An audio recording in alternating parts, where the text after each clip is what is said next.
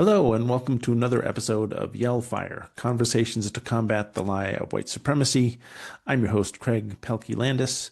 And yeah, welcome to the final episode of the season, season two. Season two has been wonderful, and we're wrapping up really strong here. I'm going to introduce these folks, these fine human beings from an organization called Harmonize. Tamila Gresham and Simon Mont formed Harmonize to assist leaders and organizations in doing deep level change work. They describe themselves as movement mechanics with 30 plus years of combined experience helping mission driven organizations and leaders align their values, vision, and impact. And they're delightful people. I always admire when my guests exude joy and are just excited to be alive and excited to be doing the work that they're doing. Sometimes change work can be super debilitating, can be depressing, especially these times we're living through. So I appreciate the enthusiasm and the joie de vivre that they display. So, and speaking of which,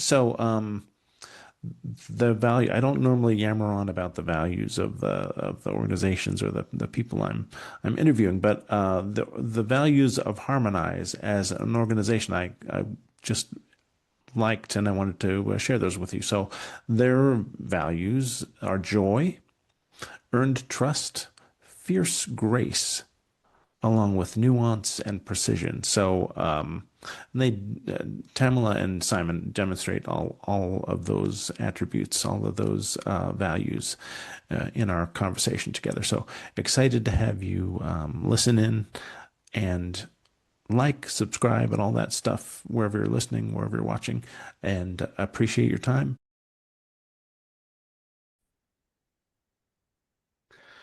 Well, Tamila Gresham, Simon Mont, welcome to Yell Fire. Thanks so much for being here.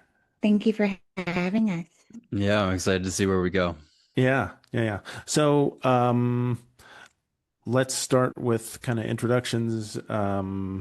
Tamila, tell us a little bit about yourself, and then Simon, and then about Harmonize and your work together and all that. So yeah, let's start there. Okay, fabulous. Do you want the short or the long form birth certificate? You can take as much time. We have all the time in the world. I've got the Okay. whatever Zoom platform I'm on, whatever You've got the I'm paying. premium Yeah, I've got the subscription. premium, so we're all good. Okay, fabulous. Well, I was born in Birmingham, Alabama on the coldest day of the year 40 years ago, Wow. in this body to my mother. And I think that is why justice has always been my North Star. I don't think I ever really had a choice in that. And so I started my career as a classroom teacher. I was going to go to law school, and then I got a call from a recruiter, and we were just talking about the impacts of poor education, right? And our kids not Mhm. understanding or knowing how to read. And so I became a reading teacher. And I Cool. did that for 3 years, teaching sixth grade reading and writing.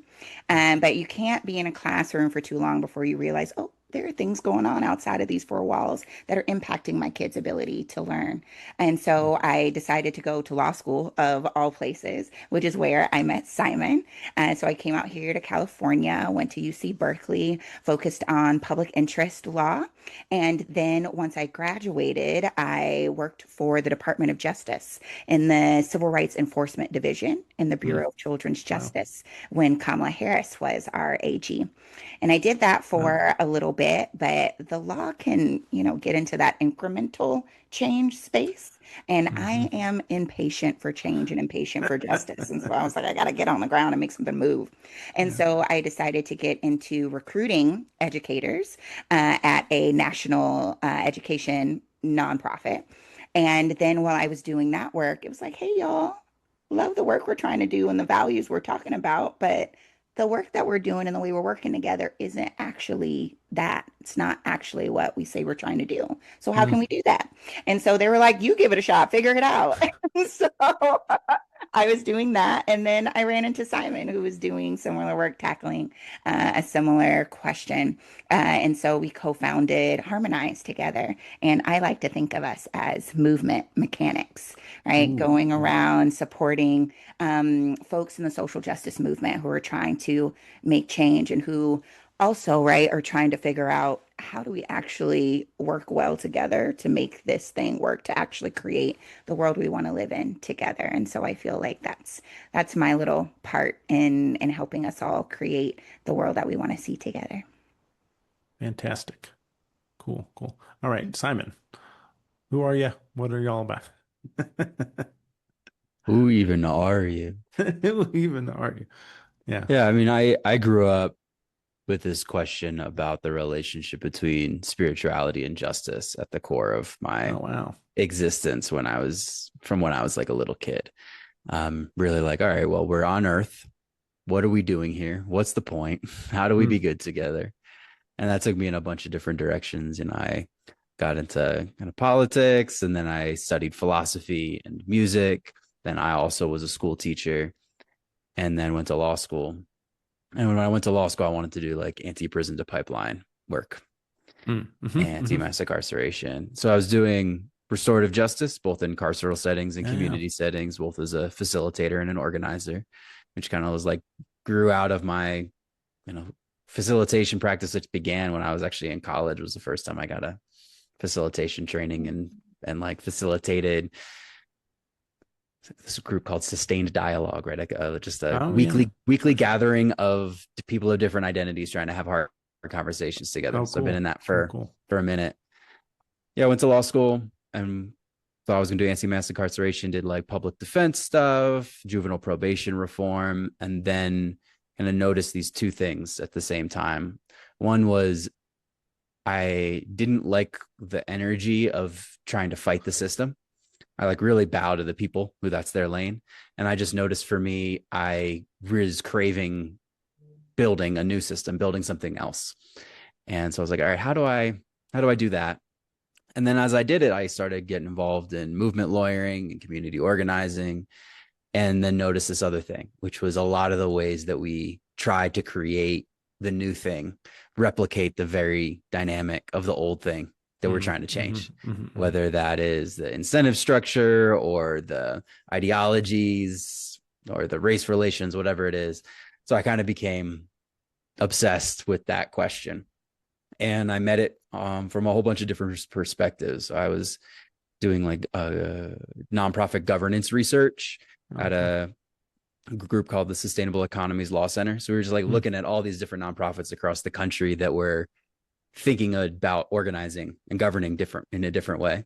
You can't do that for very long before you realize it's not just governance, it's operations, it's the entire structure of the organization, it's your Wow. culture, it's also your mindsets, it's also your ideologies, it's also your Oh my gosh. Yeah. traumas, it's also your soul journey. And then Yeah. all of that kind of like led me, like really beautifully led me back to that spirituality and justice inquiry. It's about Mm. who are we and how are we here together.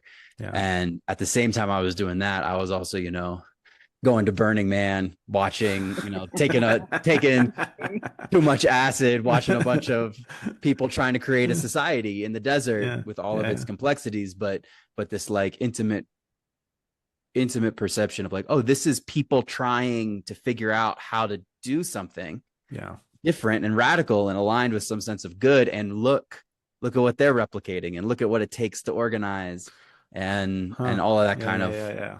Yeah. brought together. And now we've been doing this together for like a decade at this point. Cool. Mhm. Cool. Cool.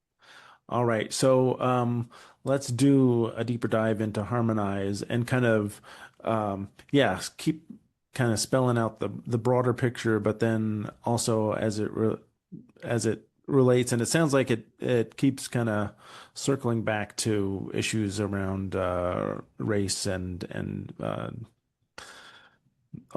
of Yeah. that, all of the stuff that we're dealing with these days Mhm. and in perpetuity. So I think there's a whole bunch of people who look at the state of the world and they go, damn, we could do something different. And they have a whole bunch of people who have a deep critique of white supremacy as it manifests in all sorts of different places, the food system, the justice system, whatever. Yeah. They have that. And then there's a bunch of people who go farther. They don't just have that. They also have a powerful vision of what that could look like, a different anti-racist, liberatory food system, let's say. And they have a bunch of skills. They might be incredible farmers. They might be passionate poets, whatever it is. And then they go, oh, you know what I want to do? I want to actually like organize people to work together toward this vision that I have and use the expertise and analysis that I built.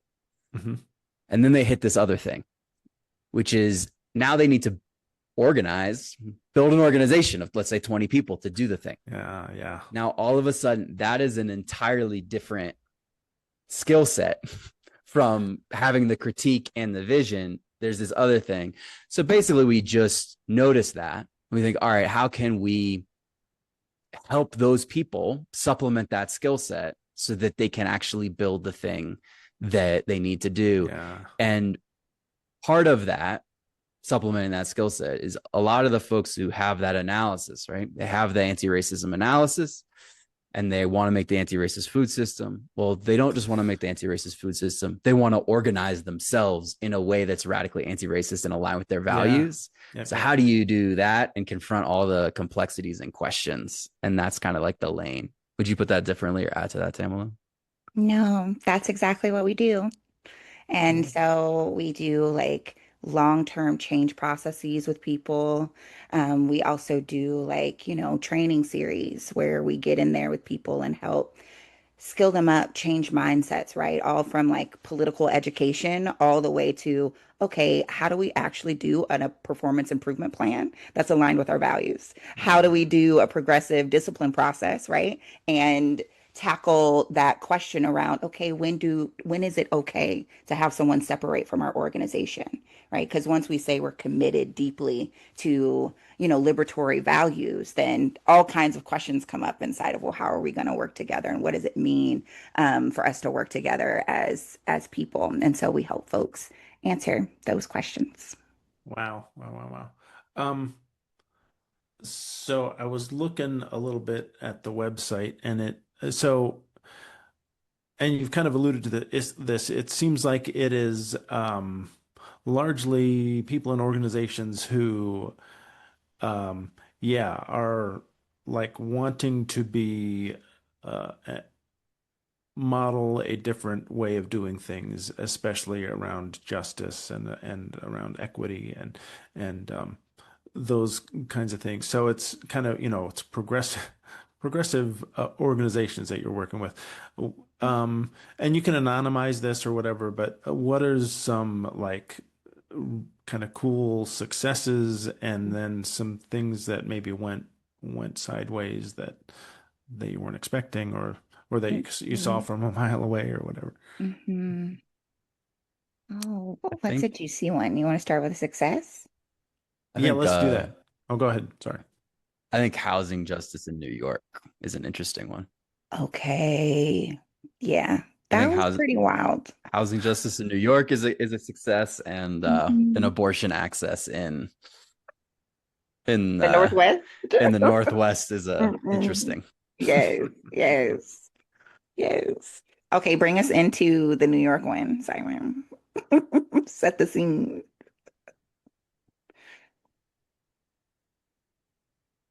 Yeah, it's a small organization, maybe under 10 people. They are working on community organizing and base building in with renters and doing policy advocacy in housing. And we come in because there's an acute conflict between a couple people. Okay. And it has to do with the way that people are navigating race in the organization, as well as the like between the participants in the organization and in the way that they advocate. Mhm. Mm-hmm. So there's debates about things like should we emphasize the racial disparity in housing in our messaging? Should we mention that Black people are disproportionately impacted by this? Mm-hmm. And when we show up to advocate to a legislator's office, should we wear our identities on our sleeve? Should we say, as a Black person? Should we talk about as a formerly unhoused person? Mm-hmm. Mm-hmm. And the struggle to navigate that ultimately made it so that they started having a hard time actually being in the room together. And I guess I'll add one more dimension. There was also this interesting racialized dimension of how they would show up with each other together, right? If you are going to show up to, if we have a meeting that's scheduled for 10 o'clock, is the expectation that you show up, it's a video meeting, right? Is the expectation that you show up at 10 o'clock with a dress shirt on and your camera on and a professional background? Or is it cool if you're in your car moving around, right? What is the expectation gotcha. here? And how do we connect that to our identities and race? So all of that was kind of going on, and it became really intense. Anything else that's important for the stage of that? My favorite thing about it is that basically the core of the conflict and the disagreement around what they should do in those scenarios was between two Black women who had very different Mm-hmm. ideas about what it meant to be Black and to like live inside of your Blackness and how you quote like perform Blackness. And a lot of that was at the root of it. And so that was really interesting and gnarly to navigate. I can imagine. Wow. Wow. Mhm. Wow. Mhm. Wow. Yeah. So yeah, keep walking us through Yeah. Do how you that want to worked tell out. them how we did it, Simon, with the chart, the race chart? I think let's talk more about like the what the point of conflict Okay, go ahead. was, right? Like, so the argument that the group should not emphasize the racial disparities was an argument made by a Black woman, and it was said that she didn't want to do this because it reinforced the concept of race in a way that she didn't align with and didn't meet her sense of identity, Hmm. and it kind of like tokenized Blackness in a Oh, wow. particular way. Hmm. And so she didn't want to do it, and another Black woman really did want to do it, and all the white people did want to do it. So there's one Black woman saying, Oh actually, boy. let's not Yeah. do this. And then there became a conflict between two Black women. And one Black woman, we'll call her Judy. Judy, right? The Judy who's against it is like, this is reinforcing the false construct of race in a way that I don't want to. Hmm. And then the other Black woman, who we'll call Becca. Becca. Becca's like, no, this is like, we need to stand in our identities and solidarity as Black people to have a political power through this narrative. And then it was interesting because Judy would show up to meetings not wearing the collared shirt and not on camera. She's like, look, Hmm. this is how I am. Let's be casual. Becca would say, no, we need to show up and we need to be particularly professional because we are Black. Oh, wow. And that's what it means to kind of be a good Black person, especially when we go and advocate. When we go and advocate into the legislator's office, what it means to be a good Black person is to present yourself according to those professionalism standards, demonstrate that competency, and come refined so you can make your argument. Whereas Judy was like, no, I'm going to come. I'm formerly unhoused. Like, I'm going to come as I am, and I'm going to speak as I am. And that's who I am. Mm-hmm. So it was a very complex Mhm. argument Wow. that in some ways was two people really identifying differently with their Blackness and then believing that they should do different things because of that, and kind of not being able to stand each other. Yeah. Oh, wow. How else would you Mhm. add that, Pamela? I feel like there's a lot of layers to it. So many layers, but yeah, the things that you called out around basically, so the buzzwords around it, right, are Hmm. respectability politics, right? Yeah. Yeah. Like, Yeah. what does Yeah. it mean to navigate? right? White supremacy as a Black Hmm. person, Hmm. and what choices are legitimate and which ones are not. And then there was a lot of like judgment being projected back and forth between the two of them. And what Hmm. I found very interesting is watching white folks try and That's what I was navigate going to that ask. Yeah. situation, right? Yeah. Especially inside of like an ethos of, well, we need to listen to Black women about race. Yeah. Right. Right. Yeah. I was going to ask. So I was wondering about this scenario where, yeah, the white folks in the room like were taking 3 steps back and just doing this. I can imagine that was kind of the vibe, but how did you navigate the two-person conflict and then the wider dynamic of yeah, white people maybe not knowing quite how to be allies or perform allyship or whatever, you know. Mhm, mhm, You want me to lay it out first? mhm,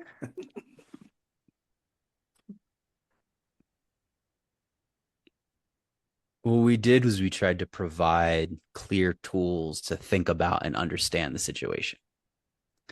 Because a lot of the tools that you learn, whether it's from your ethnic studies in college as an undergrad or from Instagram or from whatever, how to be an anti-racist book you might have read kind of on a beginner level, Yeah. a lot of those don't get us into the precision that we need once we really confront these paradoxes, right?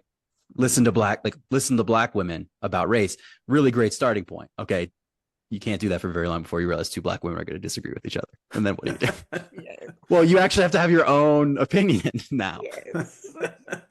So Oh. you have to have your own opinion. You're going to have to take a side and you're going to have to do Wow. something. So one of the tools that we use in this is the difference between a social identity and a personal identity, Okay. right? Yeah. So let's think about any identity. Well, because we're talking about blackness, we'll say that. Right. So first, there's a phenotype expression, like a biological, physical thing. That if you are a particular physical thing, then most people around you will encode you and perceive you as black or white. Hmm. Most people Mhm, look at Tamila and go, Tamila, you're black. Most mhm, people look at me and go, Simon, you're white. Okay, this is just like a biological Yeah. thing. And then mhm, we layer all sorts of identities and meanings onto that. Okay, so that's one thing. And that's separate and distinct from now the version of that thing that we perform, how we perform that. Yeah. Yeah. Yeah. I'm white. There's a lot of different kinds of white guy, right? And if I'm a suit and tie, no beard white guy, that creates certain impacts. Yeah. If I'm a beard white guy, that creates different things, right? So now this is a little bit more about the way I perform my thing, but that's still a very social phenomenon because it's all about playing with my role in the social structure, right? Hmm. Because I'm going to be placed in a certain box because I'm a white guy. Then I'm a bearded white guy that can talk in legalese and can kind of talk in slang. Okay, that puts me in this other box. But these are social identities. Then there's another thing, which is like my personal identity, which is how I come to understand myself on my own terms, independent of you. So my personal identity might be as a soul that is a flame from the eternal fire of the soul of the universe, learning to be a spiritual being, having a physical experience that happens to find themselves in a body. Like that might be how I relate to myself. And the thing that people can get really wonky around is that that's different. It doesn't matter how I identify my personal identity. I'm gonna be read in my social identities in certain ways because of that. Yeah. And that was in some ways what their conflict was about, because they were both phenotypically Black. They Mm-hmm. both then chose different ways, different kind of like archetypal performances of navigating that. Yeah, yeah. And then when it came to the personal level, one person really identified on the deepest core of their being as a Black woman. That's who I am on my soul level. Hmm. And the other one said, don't bring Black woman near my soul level. I'm not, I don't, I identify myself more in that kind of non-dual spiritual way that I talked about, right? And Mm-hmm, it's like, mm-hmm. so how do you integrate all of those things all together? Wow. hmm Wow. And that integration is the key point, because I feel like that is like one of the critical and the most violent thing about white supremacy is how it like separates us and bifurcates our Mm-hmm, identities, mm-hmm, right? It mm-hmm, mm-hmm. separates parts of our humanity and Yeah. alienates us from that, right? Right. Because there are ways where like it's real. Like this white supremacy matrix, what it has in the black box is ugly, right? Yeah. Yeah. And Yeah. it's like I don't want to be associated with that. That is not who I am, right? And so one has to come to realize just because that's what white supremacy is put in that black box, that is not what blackness is. And that is not who Yeah. I am, right? And I can hold my fullness of like me being a moon baby and a star child, right? While also being a black woman and creating like that positive and beautiful, right, definition for myself without having to get anchored into the ugliness, and also recognize that it is fair and real to not want to be connected with that ugliness and push it away Mm-hmm. altogether, right? And so there's the question of, I mean, nobody, well, depends on if you're going to do the red pill or the blue pill, but like nobody really wants to be inside of the matrix. That's what I'm going to say. And so it's like, how do we deal with the fact that when I walk outside of my door, like I have to be inside of the matrix and people are Mm-hmm. going to treat me according to those rules? And how much of that am I going to internalize? And how much of that am I going to like perform and play with or reject? Yeah. Wow. Wow.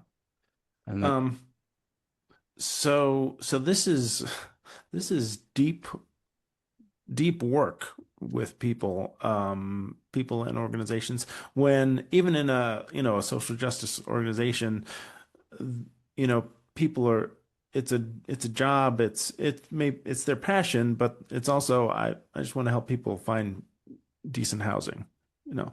Uh, so how do you like, yeah, how do you get people on board with this kind of deep soul work that you're asking them, they're inviting them into, which it's important and sounds transformational, but I can imagine some fear and trepidation as you go along. Hmm It's hmm Simon and I have actually had fights about this in the mhm. past about our philosophy around how this is done, specifically with white folks. And we can get into like that argument. I feel like Simon has, over the years, brought me closer to his side.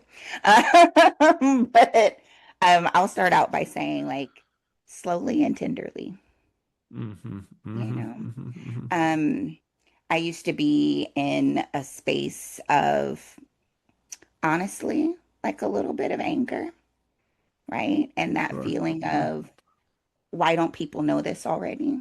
Yeah, And yeah, feeling a little bit yeah. of resentment that some people get to walk through the world and not know it, and then be put in a position where they're going to like be taught it in like a loving and tender way, which is something that I never got as a Black child. Yeah, You no, know, it's like, welcome to the world. right. Um, Yeah. and so, um, but I have found that passing on harm and trauma is actually very unhelpful. Mm-hmm, Um, mm-hmm. it's like, am I looking for like, what's the word? Am I looking for people to experience the same thing that I did? Or am I looking for people to like learn and truly get it? and come to it and show up in the world in a different way. And so that's kind of where I am now. And it takes a lot of patience Yeah. and tenderness and also a willingness to like, because there are moments where you just got to push, Yeah. right? But also ask if it's okay to push before you do Yeah. to Yeah. bring Yeah. people into it. Simon, what about you? Yeah. I mean, it totally depends on the context and it totally depends on who you're working with. But I Mhm. think that the magic sauce is conflict. Like the magic sauce is that when people are in a conflict and they and it has interfered substantially with their lives or their work and they haven't been able to make it through, that is a moment where they're like, okay, I'm ready to change the way I perceive and relate to the situation. And I'm willing to go wherever I need to go to make it through.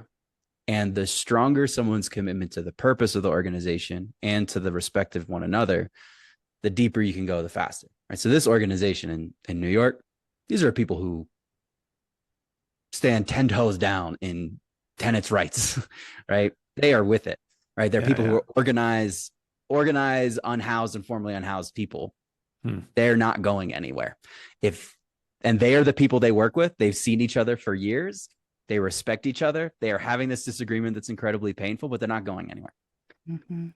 When you have something like that, it's like, oh, and so we're going to reach out. Oh, and something about, and we can't figure this out. Okay. So these people are coming in and saying there's something about the way that we're relating to race that if we shift might loosen these binds. I'll hear it. And then Gotcha. Yeah. it's actually like what we did wasn't that deep, right? It's not Okay. that deep Okay. it requires like a intellectual precision, but it's not that deep to go to Judy and be like, it's totally fair that you don't want to identify in the deep depths of your soul as Black because you consider yourself a non-dual cosmic being. Respect. Sure. And how like every time you're saying, I don't want to be seen as Black, what do you mean Black? Oh, I don't want to be seen as like reduced in my selfhood, and I don't want to be seen as lazy or incompetent or a victim and all of those things, and be like, so here's the deal, Judy. It's legitimate for you not to want to be seen as those things. And that's the box that the outside perceiver puts you in. Okay. Mm-hmm. Yeah. Mm-hmm. We're trying to disrupt that. And look, at the end of the day, look at your body. People, you walk into a bank, people think you're Black. So the way that you navigate that matters. It's just like we're all in an orchestra, and you know what? You play flute. So you gotta play flute. You can play flute however you want to play flute, but it's gonna be a flute. You're not, and because you play flute, if you start trying to play a tuba line, it's gonna have an impact on the way that we organize ourselves. You can go home with your friends and get a band and play it, and you can play flute and play a tuba line. Cool. Right? This isn't actually that complicated, right? And it's not that complicated to go to who was it, Becky, and be like, look, that Blackness, like the social construct of Blackness and the oppressive system puts pressures and people in boxes in a terrible way. You know that, right? She's like, yeah. And like there's different valid ways to try to navigate it. You've chosen kind of a respectability politics way. You've chosen like, I'm going to perform the professional exams. I'm going to excel at school. You've chosen that. Respect. That's what you did. And that has great benefits and that has great drawbacks. Other people do different things. So respect them. It's actually not that deep. And it's not that deep to be like, okay, given this, when we show up to advocate, let's not make this a conversation about our deepest souls. That's not what it is. Yeah, right. Yeah. what's the game? The game is to move structural power. This is a tactical decision about what is the best way that we can do that in a way that's aligned enough with our values. And people are like, okay. And then interestingly, with the white folks, it's like, it's not hard for white folks to see that either. Right. Sure. Okay. So it's actually not hard for the white folks to be like, oh, here's where I think each of you is legitimate. I honor your journeys and your personal experiences. And now I'm a peer. I can also have a political analysis of what the best way to move this legislator is. Okay. Let's go. Let's talk about it. Which legislator do we need to show up in which way with? How are we being bred? What's the feedback we're getting? And now all of a sudden we've honored the personal journeys and we're just doing politics. Yeah. Gotcha. Cool. All right. Yeah, well, let's move on to an instance where it wasn't as easy for people to get on board. And maybe you've just only had successes, and that's awesome. No, it's just which one. I think we have. I mean, abortion, the abortion fund. Oh, There's that one. There's the other tenants organizing that didn't want to engage. I don't remember that one as clearly. All right, then let's do the abortion fund. You want to break it down? There's so much. Which angle are we trying to?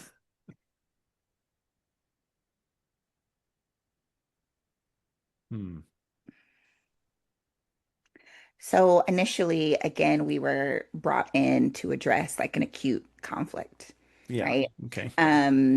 Like between the board and the staff, but also like within the board itself.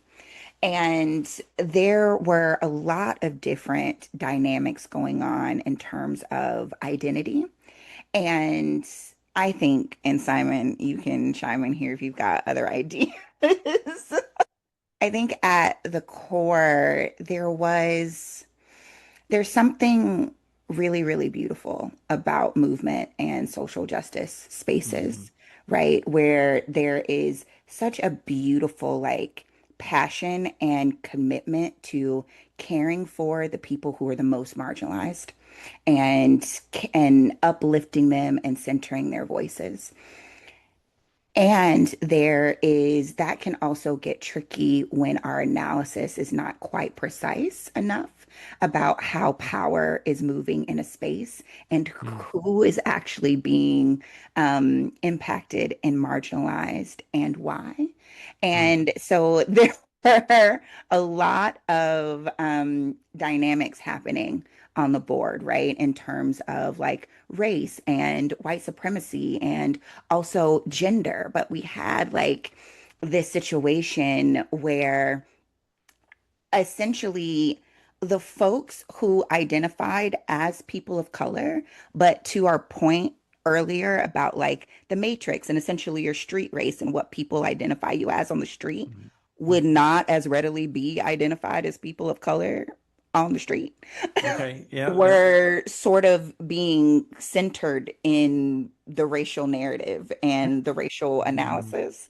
Simon, do you want to jump in? No, it's funny because we're watching ourselves. This was like a multi-year project like a couple years ago. So we're like, but that had so many layers. But because you started to bring us in, I have two specific things that we can go ahead talk about. Okay. One was the staff went on strike because they thought that the board was being oppressive toward them as staff.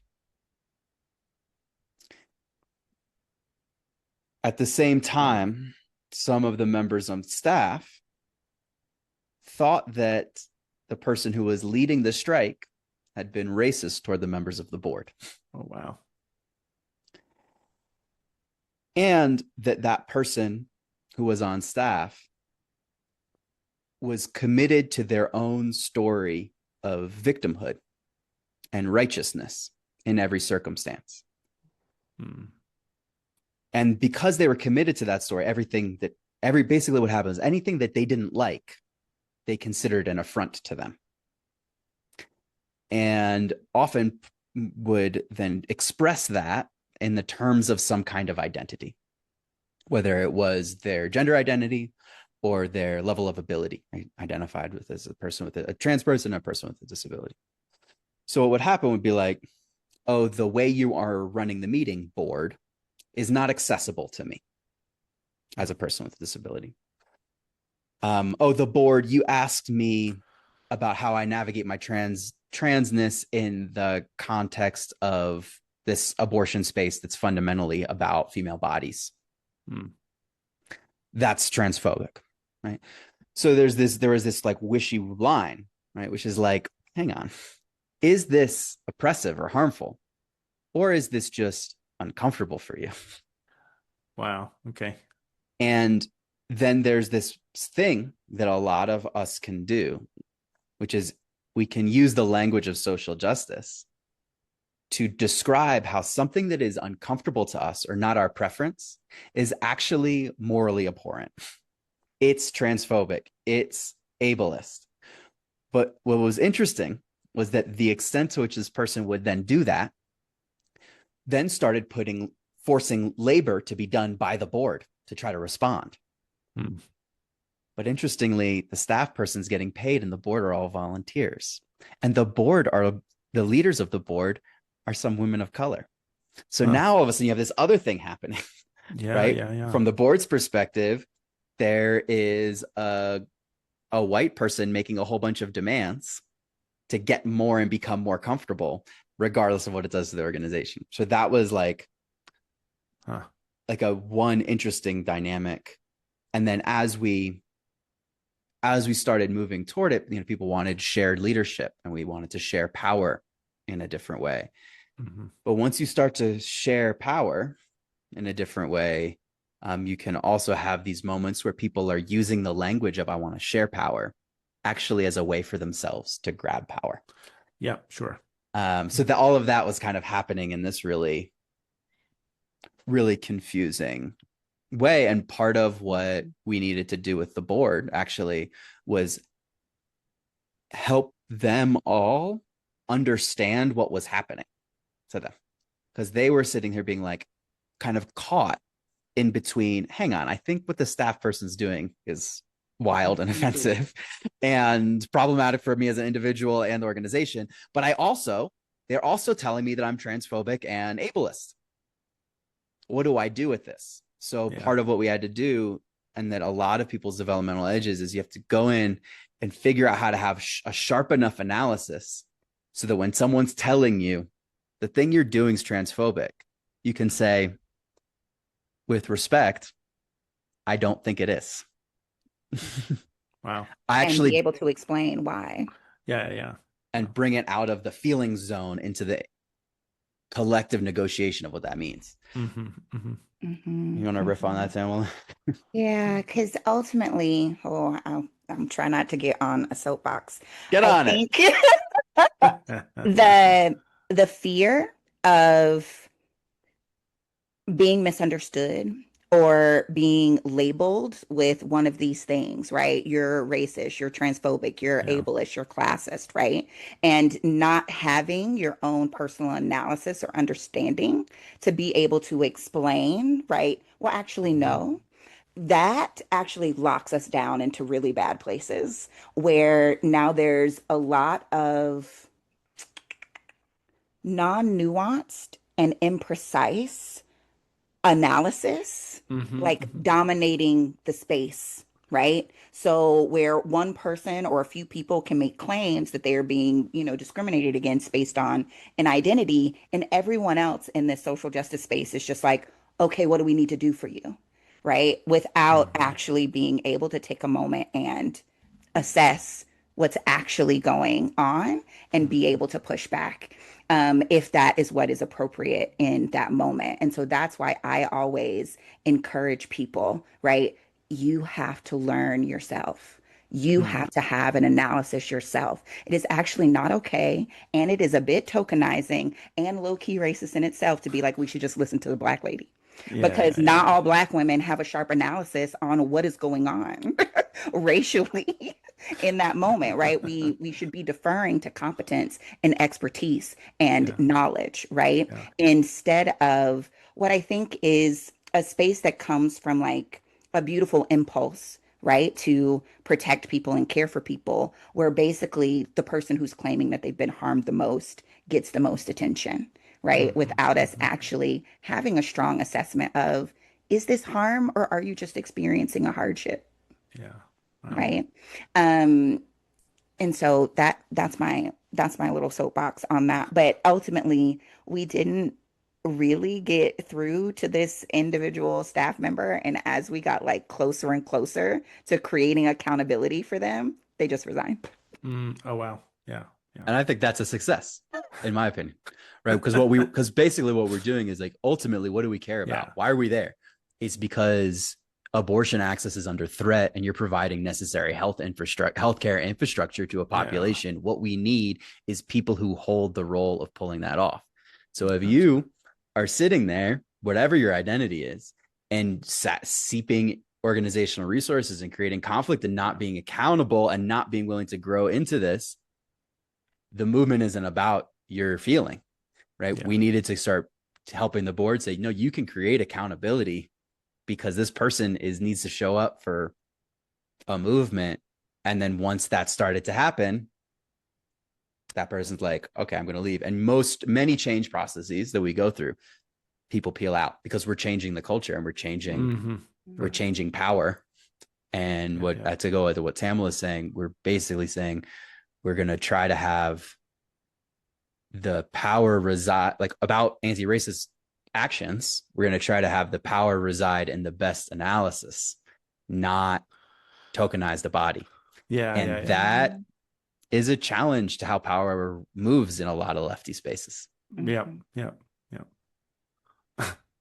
It's uh Tamala, your soapbox observation is especially funny because to me because this season of Yell Fire, I've kind of turned into a listen to Black women season. Which is a good thing to do. I would say Yeah, per capita, we've probably got the strongest analysis, yeah, but that yeah, does not mean like based on experience and those kinds of things, but that yeah, does not mean it's yeah. just a, Well, you know. I think the way I like to think of it is I I compare, let's say, a Black woman that I went to college with. It's a biologist and was a biology major and is now a doctor versus Tamila. Hmm. If the two of them had a disagreement about a racial analysis, I would defer to Tamila. Deferring to the other one would be disrespectful to Tamila on a human level of the Yeah, amount of sure. time and effort and expertise that she has cultivated. It's insulting to Tamila to think that Hmm. they are equal in that skill. Right. Likewise, if I had to be diagnosed with a disease and the two of them disagreed, I would defer to the doctor. It would be insulting. It would be really insulting to the doctor for me to be like, listen to Black woman, Tamila read on WebMD this one time. Right. And the reason why that's so obvious to us is because we actually do have a way of assessing expertise, right? Once you are an Hmm. expert, once you have enough knowledge in an area, you can start to track the expertise Yeah, of yeah, one yeah, yeah. another. And then that's the game, right? You just, and then with the listen to people, it's like, it's one thing to listen to someone's experience, right? I felt XYZ. I am experiencing in my life these phenomenon. That makes me feel this way. Believe me, take me seriously. Yeah, yeah. 100%. Yes. This is why it's happening based on these structural things, and this is how I change it. That's like being a doctor. Right, So it's different. right. It's just like a different game. Yeah, Mhm. yeah. Cool. I'm going to drop a couple of names in here of some folks I've worked with in the past, and your process and your analysis sounds just like a similar and some interesting parallels. It's Peter Martinowicz and Leslie McGovern. They're up in the Seattle area, and yeah, they work with organizations around a bunch of different stuff, but it's kind of trying to kind of trying to democratize decision making and look at roles and the roles that are on paper and then the roles that people are playing, that are Yep. unofficial and yeah, and just and using conflict as a starting point for transformation rather than the impulse to, oh, let's put that conflict over here and keep moving. Hmm. Yeah. And so anyway, I'll if you're open to it, I'll make some introductions offline here. Yeah. Yeah, Please, It's yes, so we love always that. great to meet people. Yeah. cool. Mhm. Well, wow, this turned into a really cool conversation. I should prepare less more often.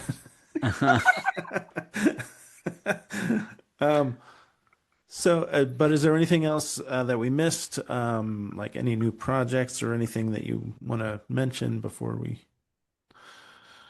sign I mean, off? we've got our whole suite of services that people can find on harmonize.work, including this organizational leadership up level kit where we just kind of go over building organizations, building structures, strategies, cultures, stuff like that. Yeah, Mhm. cool, Yeah. cool, cool. All right. Well, hey, thanks so much for your time, and I appreciate it. Yeah. Yes, thank you. Thank you. It's been fun.